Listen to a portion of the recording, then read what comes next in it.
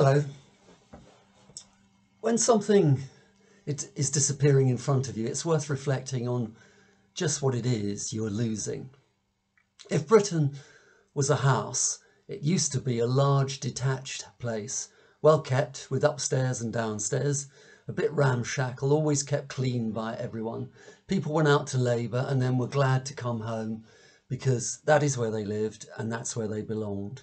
A place of industry and family and animals and love, and outside well-kept gardens that bore fruit and vegetables and flowers, and a running stream that gave a sense of life always flowing on, no matter what the weather was like. There were arguments and fights, and sometimes storms battered the place, but you made your repairs, you settled the arguments, and life went on. Now, it's still the same house, but it's neglected, the bills are unpaid, the people in it often don't like each other.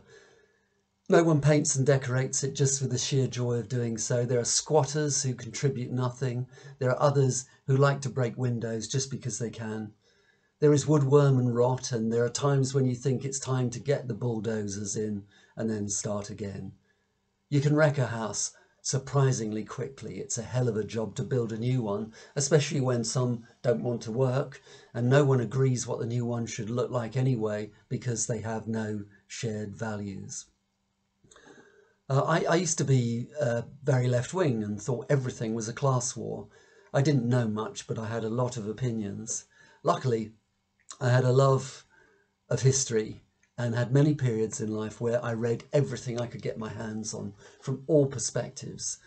And what I now miss is the glue that held things together because it is melting. And for no good reason, except that people are now more divided, less attentive, certainly more selfish, and often have a frightening lack of interest in where they came from and the story into which they were born.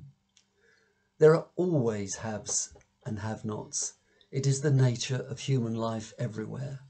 Some people want more than others, some work harder, some are luckier. Jesus, the supposed saviour of mankind, said, "The poor will always be with you." Or maybe that means he's an apologist for the status quo, or maybe it means he was a great social realist. It's when the gap between the haves and have-nots becomes so great that the house can eventually only collapse upon itself. But if that happens, all of us should take responsibility. All of us should do or say something to stop the rot and remind ourselves what we are losing.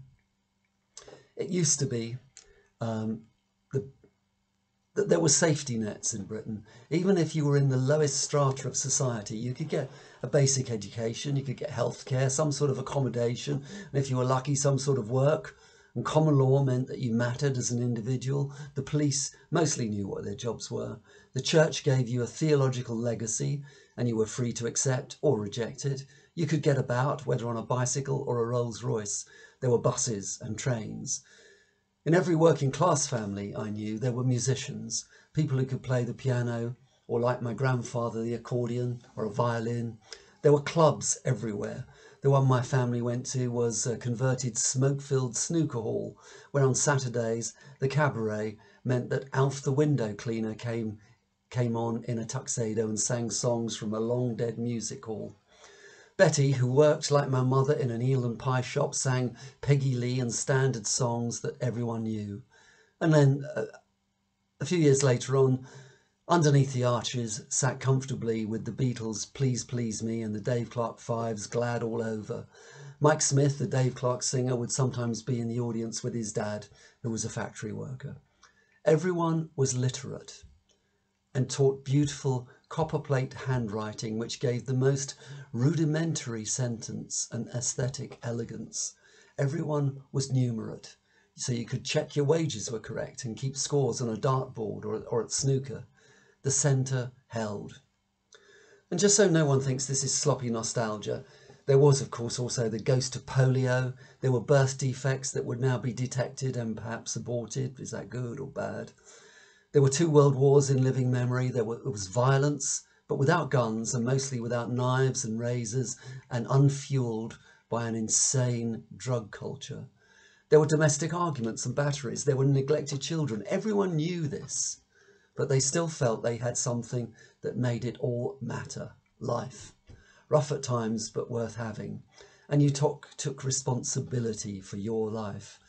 My mother and I collected firewood in the streets. We enjoyed it. It was an adventure.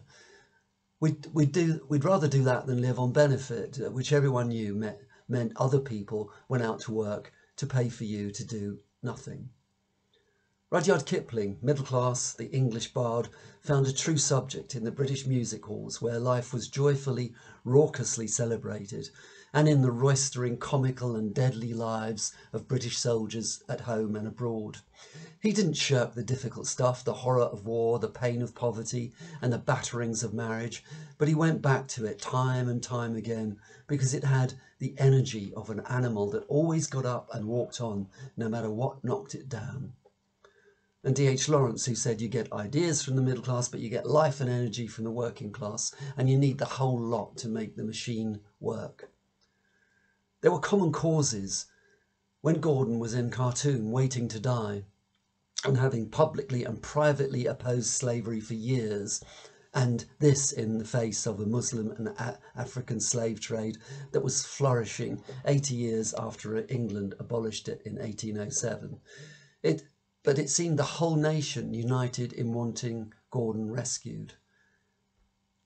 Why was that important? It was important because it showed a common culture and a set of shared values. Things mattered. And the government of the day finally caved in, too late of course, but it showed that when British people insisted as a collective will because they had a sense of common purpose and that much maligned word identity, things could happen. Compare that to when over 1 million people demonstrated against Tony Blair's illegal invasion of Iraq. What happened? Teflon Tone went on holiday at taxpayers' expense and bugger all changed. There has to be a sense of shared values and a common culture.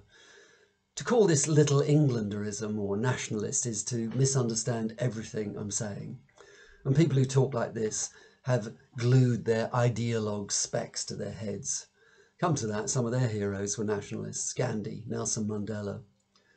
Working people used to be able to celebrate pageantry and jubilees in a free spirit, not because it was fair, not because they didn't understand the inequalities underpinning class and wealth, but precisely because they did understand them. None of it was fair, but by and large it worked, and you don't throw out the baby with the bathwater. Not unless you're a complete moron. No one felt entitled. No one joined the race to be even more of a victim than your neighbour, because people understood that in different ways we're all victims of the sheer difficulty of life. But if you picked yourself up and gave some back, it could be worth doing and having. Britain knew who it was. Now it wanders from one calamity to the next in a cultural, psychological fog of bewilderment and sometimes rage and despair. And we have to constantly remember what it was in the hope of what it might be.